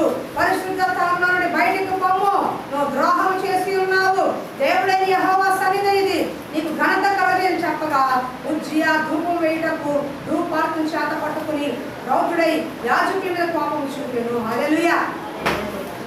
ఇక్కడ ఇంకో వ్యక్తిని చూపిస్తాం. తొందరపాటు నిర్ణయంతో మీకు చెప్పచ్చు ఒక అంశం ఏంటంటే, ఒక్కొక్క వ్యక్తిని బైబిల్లో ఉన్న వాళ్ళు ప్రతిజ్ఞాపం తొందరపాటు నిర్ణయాలతో, తొందరపాటు సభవాలతో వాళ్ళు నష్టం తెచ్చుకున్నారు. ఆ విధంగా మనం ఉండకూడదు అని అర్థమవుతుందా? ఆ విధంగా మన కుటుంబాలు, మన జీవితాలు, మన ఆత్మ జీవితాలు ఉండకూడదు. ఇక్కడ ఏంటి, ఉజ్జియా అమ్మ వస్తుంది. ఉజ్జియా రాజు. ఉజ్జియా ఎవరు? దేశానికి రాజు. కానీ ఉజ్జియా రాజైన దేవుడి దగ్గర ధూపం వేయడానికి అధికారం లేదు. ఆ దేశానికి రాజైన ధూపం వేసే అధికారము అది లేవీల పని, యాజకుల పని, యాజకులే చేయాలి. కానీ ఉజ్జియా నేను రాజుని, నేను వేస్తానని చెప్పి ఆ ధూపాన్ని చేత పట్టుకున్నాడు.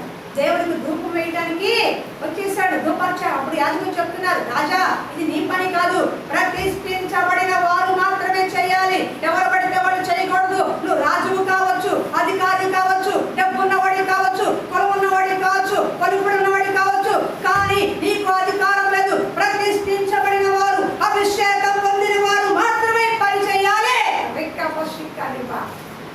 ఎవరు పడితే వాడు చేయడానికి వీలు లేదు. ఈ బలిపీఠం ఎవరు పడితే వాళ్ళు ఎక్కి చెప్పడానికి అధికారము లేదు. ప్రతిష్ఠించబడిన వారు, అభిషేకం పొందిన వారు మాత్రమే, దేవుడు ఎంచుకున్న వారైన మాత్రమే ఈ వాక్యం అందించే అర్హత వాళ్ళకు ఉంటుంది. ఎవరు పడితే వాళ్ళు మాట్లాడుతూ ఉన్న ఏమవుతుంది? నిద్రొస్తుంది మీకు. దేవుడు స్తోత్రం. నీ పని కాదయ్యా, యాజకులు మా పని, మమ్మల్ని ఎంచుకున్నాడు, లేవీయులు దేవుడు ఎంచుకున్నాడు, మేము ప్రతిష్ఠించుకున్నవారు, దేవుడికి సమర్పణ చేసుకున్నవారు, మా జీవితాన్ని, మా బతుకుని దేవుడికి త్యాగపూర్తిగా అర్పించుకున్నవాడు. ఇది మేము చెయ్యాలి తప్ప నువ్వు చేయకూడదు అన్నాడు. కానీ ఉజ్జియా గర్వంతో నేను రాజుని, నన్నెవరా అంటాకని చెప్పి వాళ్ళని తోసేసి ఆ ధూపాన్ని బట్టి వేయబోయాడు మందిరంలో దేవునికి. వెంటనే నొసటి మీద కుష్టి వచ్చేసింది. ఏమొచ్చింది? నొసటి మీద కుష్టు, తెల్లని పొడ. కుష్టి అంటే తెల్లగా ఉంటుంది. మాసం తెలుసా? తెల్లగా. ఎవరు కనిపించిన కుష్టి ఎవరు బాగా కనిపించదు. ఇదంతా కుష్టి ఇలా వచ్చేసి ఎప్పుడైతే నొసటి కుష్టి కనపడిందో యాజకులందరూ దూరం అయిపోయారు. కుష్టి వాడిని ముట్టుకోకూడదు. అప్పుడు ఉజ్జియాకి అర్థమైపోయింది, దేవుడు నన్ను మొత్తాడు అని. వెంటనే తనకు తానుగా బయటికి వెళ్ళిపోయాడు. ఆగవయ్యా అని చెప్తే దాన్ని ఆగకుండా కనిష్టానుసారంగా చేసుకోవడం వల్ల లేనిపోయి ఒక రోగం తెచ్చుకున్నాడు. దాన్ని బతికినంత కాలం ఆ కుష్టి వ్యాప్తం తెచ్చుకోడు విజయం. ఎక్కడ దేవుడు స్వస్థపరచలా. దీని అర్థం ఏంటో తెలుసా? దేవుడిని పని చేయాల్సింది యాజకులు, ప్రతిష్ఠించబడి ఎవరు పడితే వాళ్ళు చేయబడి. ఈ మందిరంలో ఎంతమంది ఉన్నారు? ఎంతమందిలో మీరు ఎవరైతే దేవుడికి పరిచయం చేస్తారో, ఒప్పుకుంటారో, దేవుడి చిత్తంలో ఉంటారో వారే పరిచయం చేయాలి. ఎవరు పడితే వాళ్ళు చేయడానికి కాదు. అర్థమవుతుందా? మీకు అర్థమవుతుందా? మీకు బాధ్యత ఇచ్చినప్పుడు ఆ బాధ్యతను నెరవేర్చే వాళ్ళే ఉండాలి. ఎవరు పడితే వాళ్ళు అలా చేయడానికి అధికారం లేదు. మీ వల్ల దేవుడి నామానికి మహిమ కలగాలి. కాబట్టి చేసే పని జాగ్రత్తగా చేయాలి. ఒకవేళ సేవకులు ఇప్పుడు ఆ బాగున్నాడు, మీరు పని చేయొచ్చు. ప్రతిష్ఠించబడిన పేరు, పని చేయడం లేదు. ప్రతిష్ఠించబడిన అంటే ఒక పని కోసం దేవుడు ఎన్నుకోవడం. ఇప్పుడు రాఘవమ్మ, రమణమ్మ ఉన్నారు. ఈ మందిరం ఓడటం, తొడవటం, మంచి చెడు అంతా చూడటం, వాళ్ళిద్దరు ఎవరో ఒకరు దేవుడు ఎన్నుకున్నాడు. ఆ పని వాళ్ళ ద్వారా వెళ్ళిపోవాలి. కానీ మీరున్నారే, మామూలుగా తొడవచ్చు, బూజు దులుపుకోవచ్చు, అవసరమైతే సేవకులు సహాయం చేయొచ్చు, ఇంకెంతగా చేయొచ్చు. పురుషులు ఉన్నారు, కుర్చీలు తొడవచ్చు, కుర్చీలు వేయొచ్చు బయట. ఇవన్నీ కూడా పనులు. పని వేరు, ప్రతిష్ఠించబడటం వేరు. ప్రతిష్ఠించడం అంటే ప్రత్యేకించబడటం. ఒక పని కోసం దేవుడు నిన్ను ప్రత్యేకించవలసినాడు అనమాట. ఆ పని నీకు అప్పగించాడు. ఆ పని భయముతో వణుకులు చేయాలి. అర్థమవుతుందా? కాబట్టి ఆ పని చేసే వాళ్ళు మరి ఎలా పడితే అలాగా అనకూడదు. ఉజ్జియా తనకు తానుగా వాడు ఒక రోగాన్ని తెచ్చుకున్నాడు. మనకు మనం సొంతంగా చేయకూడదు, దేవుడు అప్పగించాలి, దైవ సేవకులు అప్పగించాలి. మనగా సొంతంగా చేయకూడదు. తను తొందరపడ్డాడు. ధూపం వేయడానికి వద్దు వద్దు అని చెప్తే నేను చేస్తాను అని ఉజ్జియా తొందరపడి ధూపం వేయడానికి కూడుకున్నప్పుడు దేవుడు ఒప్పుకోలా. నువ్వు రాజు అయితే ఎవరికేంట్రా, దేశానికి రాజు అయితే నాకేంటి, డబ్బున్నవాడైతే నాకేంటి, నేను నిన్ను ఎన్నుకోవాలా, లేవే పక్కకి అని నొసటి మీద కుష్టి పెట్టేశాడు దేవుడు. చనిపోయేంత వరకు ఆ రోగంతో చచ్చిపోయాడు. దేవుడు పని చేస్తున్న వాళ్ళకి వ్యతిరేకంగా ఎప్పుడు మీరు చేయబాకంటాము. 100 కోట్లు ఉన్నవాడైనా సరే దేవుడి సన్నిధిలో మోకరించాల్సిందే, దేవుడి సన్నిధిలో మోకరించాల్సిందే. ప్రతిష్ఠించబడిన వారు సేవకులు అంటే ప్రతిష్ఠించబడిన వారు. దేవుడు 750 కోట్ల జనాభాలో తనకి ఇష్టమైన వారిలో దేవుడు ఎంచుకుని ఏర్పాటు చేసుకుని అభిషేకించి తన పని నిమిత్తం ప్రత్యేకంగా వాడుకుంటాడే అదే దైవ సేవకులు. నీలా మేము ఉద్యోగాలు చేసుకోలేమా, వ్యాపారం చేసుకోలేమా, పని చేసుకోలేమా, మాకెందుకు కష్టం?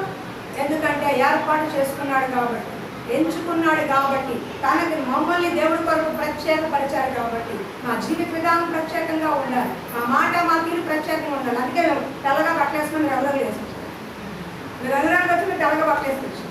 వస్త్రధారణ ప్రత్యేకంగా ఉండాలి. సేవకులు అంటే ప్రత్యేకించబడిన వారు. వారి మాట, హావ భావాలు, వస్త్రధారణ అన్నిట్లో దేవుడికి ప్రత్యేకంగా కనపడాలి. అర్థమవుతుందా? అది కాబట్టి మీరు కూడా అప్పగించిన పనులు నమ్మకంగా ఉండండి. ఏదైనా కావాలంటే సేవకులు అడిగి చేయండి. అర్థమవుతుందా? మీ సొంత పనులు చేయబాకండి. దేవుడికి శాపానికి గురి కాపాడండి. కరెక్ట్గా చెప్పేస్తాను. ఇంకో 10 పావు గంటలో ఇంకొకటి 1 సమూయేలు 15:22-23. తొందరపాటు నిర్ణయాలు తీసుకోవటం వల్ల రోగం తెచ్చుకున్నాడు ఉజ్జియా. అలా తొందరపాటు నిర్ణయాలతో మనం వెళ్ళకూడదు ఏ విషయంలో కూడా. 1 సమూయేలు 15 చూడండి అమ్మా. మనకి బయట చదివాడు కూడా దొరకట్లేదు అసలు. ప్రవ్వా మా సంఘవాస్తున్నారు ఏమనేస్తండి ప్రవ్వా, పాపం దేవుడు మా సంఘాన్ని మంచి పిల్లలు ఇచ్చాడు. ఇంకా చదువుకున్న వాడు ఫాస్ట్గా వస్తే చక్కగా చదువుతాడు. చదవమ్మా, దేనమ్మా, దేనంగా చదువు, దేనంగా చదువు త్వరగా. సమూయేలు 15 త్వరగా. 15:22 నేను చదువుతాను చూడమ్మా. అందుకు సమూయేలు తాను సెలవిచ్చిన ఆజ్ఞ ఒకడు గైకొనడం వలన యెహోవా సంతోషించినట్లు ఒకడు దహన బలులు అర్పించమని సంతోషించిన ఆలోచించుము. బలులు అర్పించుట కంటే ఆజ్ఞని గైకొనట శ్రేష్టము. తిరుగుబాటు చేయుట సోదె చెప్పుటాను, బాబు మాట్లాడు, సోదె చెప్పుటాను పాపంతో సమానం. మూర్ఖతను అగపడుట మాయా విగ్రహం గృహజాతకు సమానము. యెహోవా ఆజ్ఞను విసర్జించు కనుక నీవు రాజుగా ఉండకుండా ఆయన నేను విసర్జించినగా. హల్లెలూయా. ఇంకో వ్యక్తి తొందరపడ్డాడు. దేవుడు గాడిదలు అక్కడ తిరుగుతున్నాడు. సౌలు గాడిదలు రాసుకునేవాడు. బెన్యామీను గోత్రంలో తండ్రి అప్పగించిన గాడిదలు రాసుకుంటా ఉన్నవాడిని సమూయేలు చెప్పి రాజుగా చేశాడు. అయ్యా, ప్రజలు నన్ను రాజుగా అనుకోవట్లేదు, ప్రజలు రాజు కావాలనుకుంటున్నారు. అలాగే రాజు నేను రేపు చూపిస్తాను, నీ దగ్గరికి ఒకడు గాడిద తప్పిపోయిన వస్తాడు, అతనే నేను ఎన్నుకున్న రాజు అని గుర్తు చెప్పాడు సమూయేలు ప్రవక్తకి. అలాగే సౌలు కూడా తప్పిపోయిన గాడిద ఎదుర్కొంటూ సమూయేలు దగ్గరికి వెళ్ళాడు. నా గాడిద తప్పిపోయిన సేవకుడా ఎక్కడన్నా కొంచెం చెప్పవా అంటే, నువ్వేం భయపడమాక, నీ గాడిద ఇంటికి ఉందేనే, నువ్వు మాత్రము ఈ దేశానికి రాజు అవుతావు అని చెప్పాడు దేవుడు. నేను బెన్యామీను గోత్రం అల్పమైన వాడిని నేను రాజును అవడం ఏంటి అని ఆశ్చర్యం. కానీ దేవుడు నిన్ను ఎన్నుకున్నాను, రాజుగా అవుతా అని చెప్పాడు. అన్న ప్రకారం దేవుడు ఎన్నుకున్నాడు, సౌలు రాజుగా. ఒక గుర్తుపెట్టుకోండి, గాడిలు రాసుకునే వాడిని ఒక రాజుగా చేయటం అంటే ఎంత గొప్పతనం, అవునా కదా? గాడిలు రాసుకుని ఎవరన్నా విలుస్తారా? ఎవరే సౌలా అంటారు. అదే రాజు అయిన తర్వాత రాజా మహారాజా అని సలాం చేస్తారు, అవునా కాదండి? హోదాను బట్టేగా రాజు చేశాడు. రాజు చేసినప్పుడు దేవుడు ఏం చెప్పాడంటే, అయ్యా, ఆనాడు అమాలయకులు ఇజ్రాయేల్ బాధ పెట్టారు, నువ్వేం చేస్తా అంటే అమాలయకులు మొత్తం లేపేశాయి, ఆ శత్రువులు మొత్తాన్ని లేపేయి అన్నాడు. ఈ మహానుభావుడు ఏం చేశాడంటే, నీకు అంతవరకు గుర్తుకెళ్ళి చెప్తున్నా, ఏం చేశాడంటే అమాలయకులు చంపాడు. కానీ చంపాడు కానీ దాంట్లో ఉన్న ఎద్దులు, గాడిదలు, గుర్రాలు బలిష్టంగా ఉంటాయి కదా, పుష్టికరంగా ఉంటాయే, అవన్నీ తీసుకొచ్చాడు. మొత్తాన్ని చంపాడు. గాడిద ఉండకూడదు, గుర్రం ఉండకూడదు, మనిషి ఉండకూడదు, మొత్తం లేపాయంటే దానికి ఇష్టకరంగా ఉన్న కంటికి కనిపించే మంచి పుష్టికరమైన అనేది తెచ్చుకొచ్చాడు. ఈరోజు సమూయేలు వచ్చాడు. వచ్చి ఏంటయ్యా ఏం చేసావు నువ్వంటే, ఇగో అమాలేకుల్ని చంపేశాను, మొత్తం దేవుడు చూపించేశాను. మరి అరుపులు ఏంటి అన్నాడు. దేవుడికి దహన బలి అర్పించడానికి తీసుకొచ్చాను అబద్ధం చెప్పాడు. దేవునికి దహన బలి అర్పించడానికి నేను తీసుకొచ్చాను అన్నాడు. హల్లెలూయా. ఆ గొర్రెల అరుపులు ఎడ్ల రంగులు ఏంటయ్యా అంటే అబద్ధం చెప్పాడు. ఏమని? తను తీసుకొచ్చి దేవుడికి దహన బలి ఇవ్వాలి కదా, ఆ గొర్రెలు ఇద్దామని చెప్పి అబద్ధం చెప్పాడు. కానీ అప్పుడు అంటున్నాడు సమూయేలు, నువ్వు దహన బలి ఇవ్వటం కంటే, ఎడ్లను ఇవ్వటం కంటే, నీ డబ్బుని బంగారం ఇవ్వటం కంటే దేవుని మాట వినటం శ్రేష్టం కదా. బాగా జ్ఞాపకం పెట్టుకుని ఇక్కడ చెప్పబోతున్నాను. దేవుని మాట వినటము శ్రేష్టం కదా. నీ దహన బలులు ఎవరికి కావాలి? నీ అర్పణలు ఎవరికి కావాలి? నీ డబ్బు ఎవరికి కావాలి? నీ బంగారం ఎవరికి కావాలి? దేవుని మాట వినటం శ్రేష్టం కదా వాటికంటే. దేవుడు ఏం చెప్పాడు? అమాలేకులు సమూలంగా నాశనం చేయమన్నాడు. నువ్వేం చేసావు? కొంతమంది ఉండనిచ్చాడు, మంచి గొర్రెల్ని ఎట్లని తీసుకొచ్చాడు. అంటే దేవుని మాట చెప్పింది చెప్పినట్టుగా చేయలేదు కాబట్టి రాజుగా నిన్ను దేవుడు తీసేస్తున్నాడు అన్నాడు. హల్లెలూయా. ఎంత బాధ అండి. ఒక గాడిని కాసుకునేవాడిని తీసుకొచ్చి రాజుగా చేస్తే దేవుని మాట వినకపోవటం వల్ల ఆ రాజు పదవి ఉష్టింగ్ అయింది. దేవుడే సౌలుని రాజుగా చేశాడు, దేవుడే రాజుగా తీసాడు. అర్థమవుతుందా? దేవుడికి పెడము తెలుసు, తీసేయడం తెలుసు. దేవుని మాట వినకపోతే, దేవుడు చెప్పిన ప్రకారం మనం జీవించలేకపోతే ఉన్నతమైన స్థాయి ఇచ్చిన దేవుడే అడుక్కు తినే స్థాయి తీసుకొస్తాడు. అడుక్కు తినే స్థాయిలో ఉన్న నిన్ను నన్ను ఉన్నతంగా లేవనెత్తాడు. దీనిలో పైన కృప చూపించే దేవుడు, గర్విస్తున్న అనగదొక్కే దేవుడైనా సౌలు నువ్వు చేసిన పని ఏంటి? గాడిదలను తిరిగితే నిన్ను తీసుకెళ్లి రాజుగా పెట్టాడే, అలాంటి దేవుడికి కృతజ్ఞత లేకుండా, ఏ మాత్రం భయం లేకుండా ఇలా చేస్తావా? నిన్ను రాజుగా దేవుడు తీసేశాడు అని చెప్పాడు. ఎంత బాధకరండి, ఎంత బాధకరం. అవునా కదా? ఒక విలువ లేని మనకి దేవుడు విలువిచ్చాడు, దేవుడు కృపనిచ్చాడు. అలాంటిది ఈ రోజు నా విలువను మనమే పోగొట్టుకుంటున్నాం. మన సొంత క్రియలతో మాట వినకపోవడం వల్ల పోగొట్టుకుంటున్నాం. సౌలు తొందరపడి తనకు తానుగా నిర్ణయం తీసుకున్నాడు. దేవుడు ఏం చెప్పాడు? మొత్తాన్ని తీసేమన్నాడు. కానీ తనకి ఇష్టమైనవి, కంటికి ఇంపుగా ఉన్నాయి, తనకు పనికొచ్చి తెచ్చుకున్నాడు. ఆ విధంగా తెచ్చుకోవడం వల్ల, తనకు తాను తొందరపడి నిర్ణయం తీసుకోవడం వల్ల తను రాజుగా కోల్పోవాల్సి వచ్చింది. దేవుని ఆత్మ పోయి దురాత్మ వచ్చేసింది. దేవుని ఆత్మ పోయి సౌలుకి దురాత్మ వచ్చింది. కాబట్టి దేవుని మాట వినడం శ్రేష్టం. నువ్వు అర్పించే కానుకలు కాదు, నువ్వు వచ్చే చేసే ప్రార్థన కాదు. నువ్వు దేవుడికి ఈ మందిరం కట్టి, ఫర్ ఎగ్జాంపుల్ ఈ మందిరం ఒక స్థలం కొనుక్కుని మందిరం మొత్తం నేను కడతానన్నావు అనుకో, 5 లక్షల మందిరం కడతాను అనుకో, ఆ 5 లక్షలు నేను ఒక్కనే ఇస్తానండి, నాకు దేవుడు ఇచ్చాడు, మందిరం మొత్తం నేను కట్టేస్తానని 5 లక్షల రూపాయలు నువ్వు ఇచ్చినా దేవుని మాట వినకపోతే అది వ్యర్థము. అది నీకు ఆశీర్వాదం కాదు. దేవుడు అడుగు తినేవాడు కాదు. ఆయన దగ్గర మనం అడుక్కుంటున్నాం. భూమి దీని సంపూర్ణతాన్ని దేవుడిది. దేవుడు ఇచ్చిన భిక్ష. ఆకాశం ఎవరిది?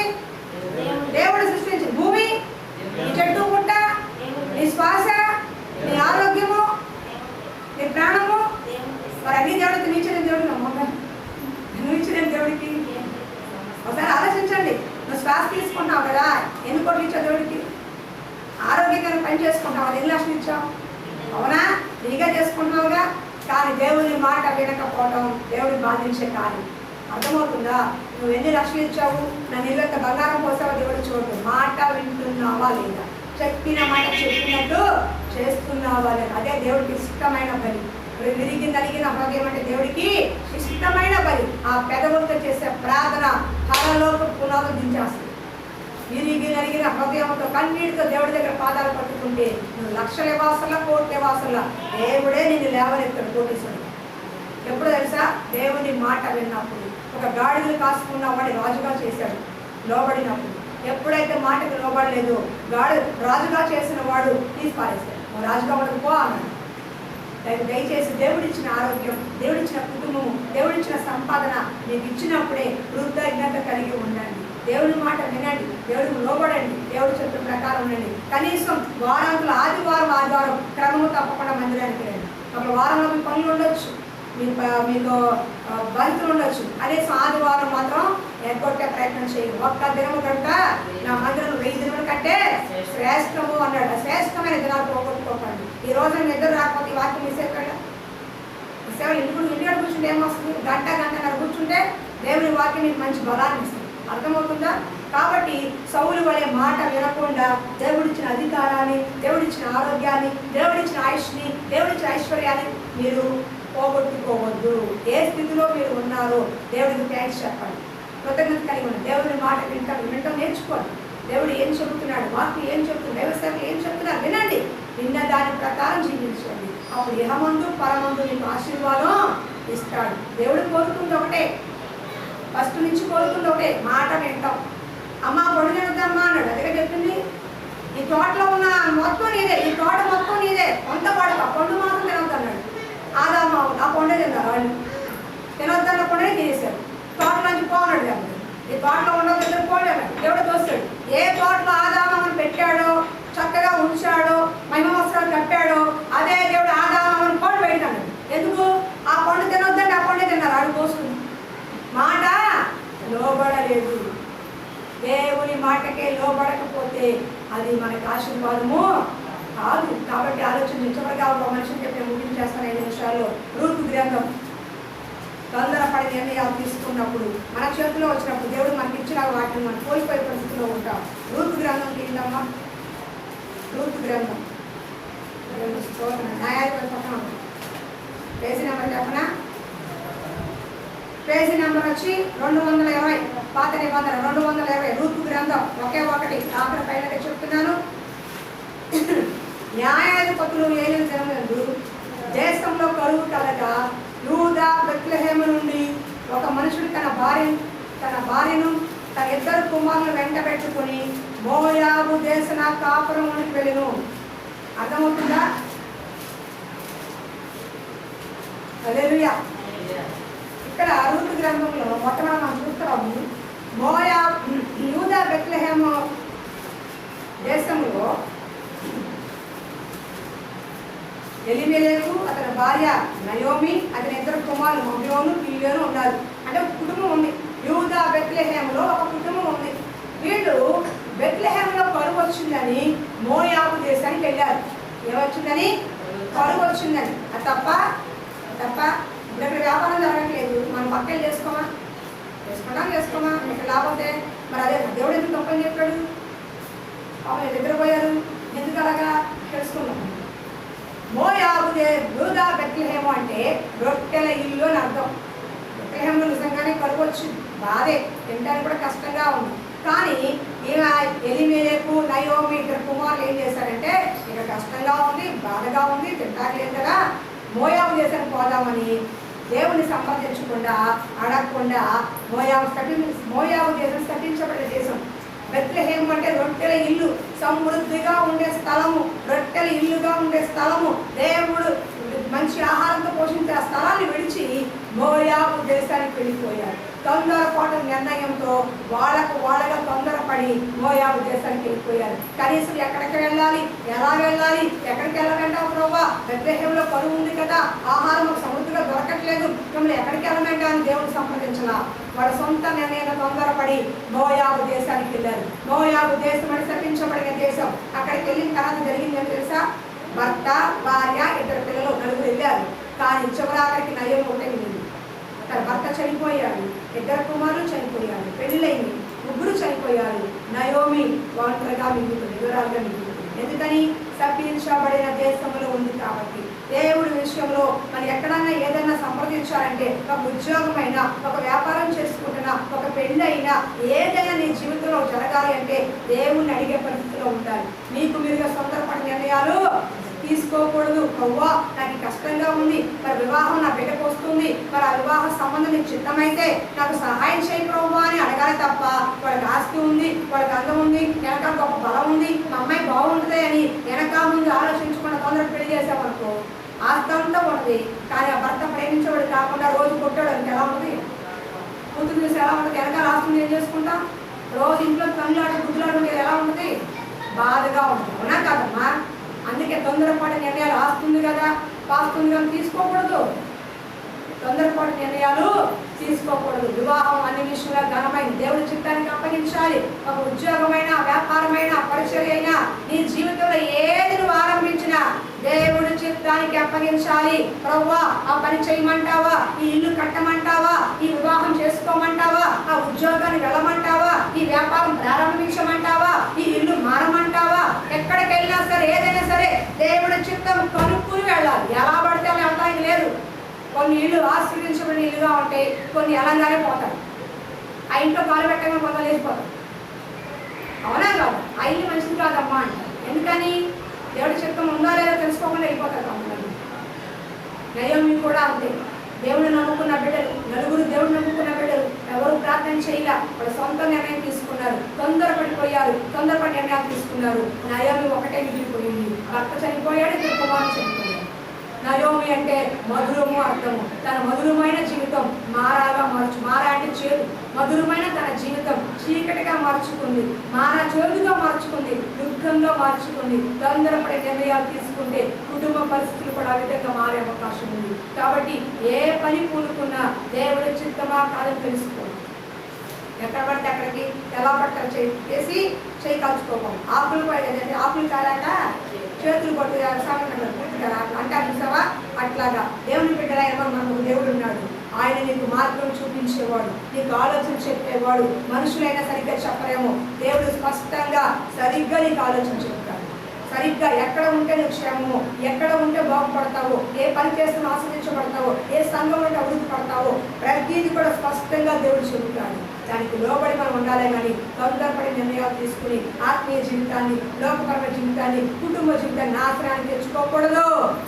అది ఇల్లు ఎత్తుకుంటారు. ప్రభా ఏ ఇంటికి వెళ్ళమంటాం, ఏ ఇల్లు మాకు ఆశీర్వాదం, ఏ ఇల్లు మాకు రొట్టెలుగా ఉంటుందయ్యా, ఆశీర్వాదకరంగా ఉంటుందని అడగాలి. దొరికిందే ఛాన్స్ కదా, అసలే లాక్డౌన్ దొరకట్లేదు కదా. అయ్యో పైన 400 పద పద పద పద ఆ లైన్ దగ్గర 3000 పట్టరా, అసలు దొరకట్లా, లాక్డౌన్ అంటే పద వెళ్ళిపోదాం. అక్కడికి వెళ్ళిన తర్వాత 2 నెలలు అయిన తర్వాత పని పాటం లేక ఖాళీగా పౌరు పిల్ల ఎదురు మొహం ఏమొస్తుంది? అది నిర్ణయం. కానీ దేవుణ్ణి అడిగి వెళ్ళు, పనులే పనులు పనులే పనులు. మా ఎప్పుడు వస్తాడా నువ్వు చూస్తావు, మా ఆవిడ ఎప్పుడు వస్తా నువ్వు చూస్తావు. ఎందుకు? ఎవరి పనులు బిజీ అయిపోతున్నారు. సాయంకాలం చూసుకోవడం, ఎవరి పనులు బిజీ అయిపోతున్నారు, సాయంకాలం చూసుకోవడం. దేవుడు ఇస్తే ఆశీర్వాదకరంగా ఉంది. నేను చెప్పేది ఏంటంటే మీ సొంత నిర్ణయాలు తొందరపడి ఏమి తీసుకోవద్దు. దేవుడు ఇచ్చేంతవరకు ఆగండి. శారామకు దేవుడు వాగ్దానం ఇచ్చాడు. 21వ అధ్యాయము 1వ అధ్యాయం నెరవేర్చండి. ఎప్పుడో 15వ అధ్యాయం చెప్పాడు, 21వ అధ్యాయం నెరవేర్చాడు. నిర్ణయ సమయంలో శారా గర్భము ధరించింది. హల్లెలూయా. ఒకటి చెప్పి నేను ముగిస్తాను. ఆదికాండ 21 చూడండి. ఆదికాండ 21వ అధ్యాయము. శారా గర్భము లేదు, నా పిల్లలు పుట్టట్లేదు అని ఆగమించేసింది. 21 2వ వచనం. ఎట్లనగా దేవుడు అబ్రహాముతో చెప్పిన నిర్ణయ కాలములో శారా గర్భవతి, అతని ముసలితన ముందు అతని కుమారుని కనెను. హల్లెలూయా. అబ్రహాముకు ఇస్సాకు పుట్టినప్పుడు ఎంత వయసు తెలుసా? 100 ఏళ్ల వాడు.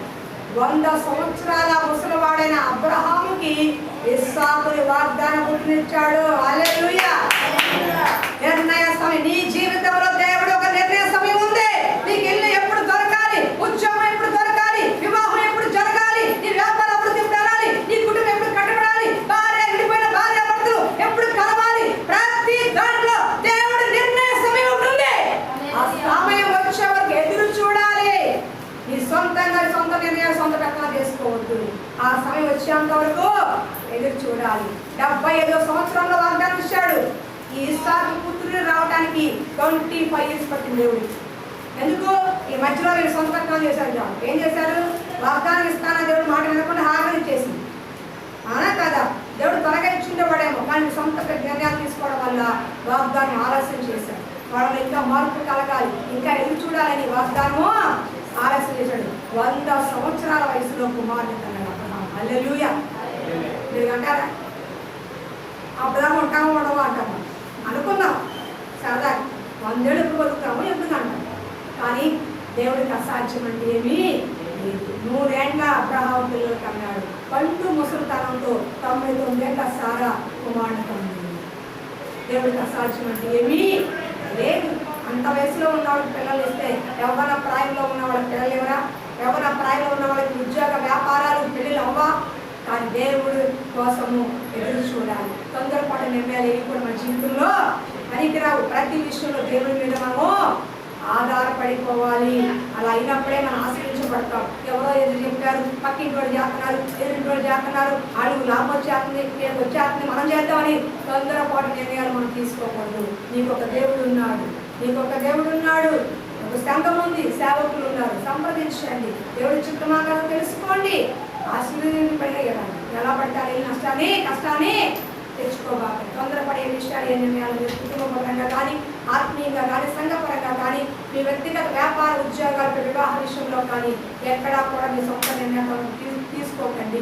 దేవుడిని సంప్రదించండి. దేవుడు మీకు తగిన సమయంలో మంచి శ్రేష్టమైన ఇవులు ఇస్తాడు. ఎవరు ఇవ్వలేని గొప్ప స్థితిగతులు దేవుడు మనకి ఇస్తాడు. మన స్థితిగతుల్ని దేవుడు లేపుతాడు. అర్థమవుతుందా? కళ్ళు మూసుకుని ప్రార్థన చేసుకుందాం. ఒకవేళ ఏ విషయంలో తొందరపడ్డావా, మాట అనే విషయంలో తొందరపడ్డావా, ఈ రోజున అక్రమ సంబంధాలతో పడి అనేక హత్యలు చేస్తున్నారు, తొందరపడి జనాన్ని చంపేస్తున్నారు. ఏ విషయంలో తొందరపడ్డావో, ఏ విషయంలో కుటుంబంలో తొందరపడ్డావో, దేవుడికి వ్యతిరేకంగా ఏమైనా చేశావేమో క్షమించమని అడుగు. అయ్యా నా తొందరపాటు నిర్ణయం, తొందరపాటు పనులు, తొందరపాటు మాటలు క్షమించండి అయ్యా, క్షమించండి అయ్యా. నీ చిత్తము లేక, నీ ఇష్టము లేక, నీ నిర్ణయం లేక నేను ఎన్నో కష్టాలు పడ్డానయ్యా, ఎన్నో నష్టాలు చూశానయ్యా, ఎంతో అవమానాలు గురానయ్యా. దయతో నన్ను క్షమించయ్యా. నేను తొందరపాటు నిర్ణయాలు తీసుకోకుండా ఆలోచించి నిర్ణయం తీసుకునే కృప మాకు దయచేయండి అయ్యా. తొందరపడి నడుచువాడు దారి తప్పిపోతాడని చెప్పావు ప్రభువా, సరి అయిన దారి నడిపించండి అయ్యా. అయ్యా సంస్థలు ఎంత బలవంతుడయ్యా, తొందరపడి అయ్యా తనకున్న చెప్పినప్పుడు రహస్యాన్ని చెప్పినప్పుడు బహు ఘోరమైన పరిస్థితికి వెళ్ళాడయ్యా. అయ్యా అబ్రహాం సారా మరి వాగ్దానం చేసినప్పటికీ తొందరపడి తన చేతులతో ఆయన నిర్ణయం తీసుకుని నష్టాన్ని అవమానం చూశాడయ్యా. అనేకమైన బైబిల్ గ్రంథంలో మరి ఎంతోమంది తొందరపడి ప్రభువా ఆపద తెచ్చుకున్నారు.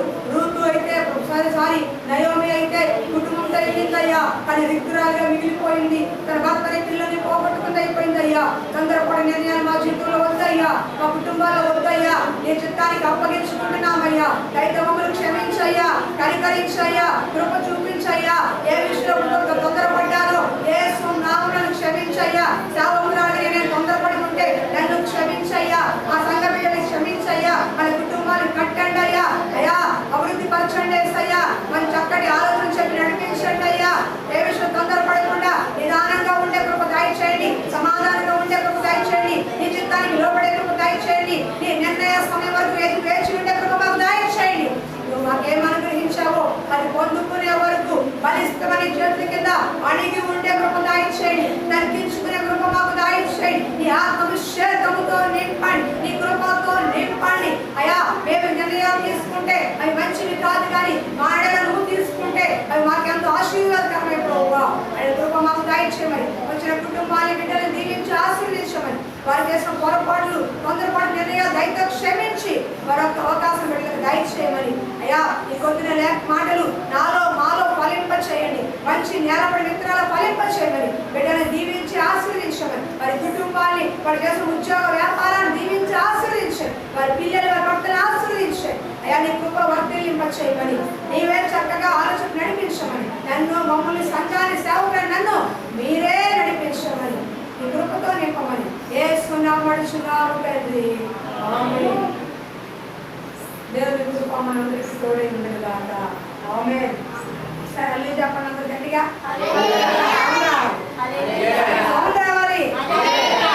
Very good. బ్రదర్ ఒకటి చెప్తున్నాను,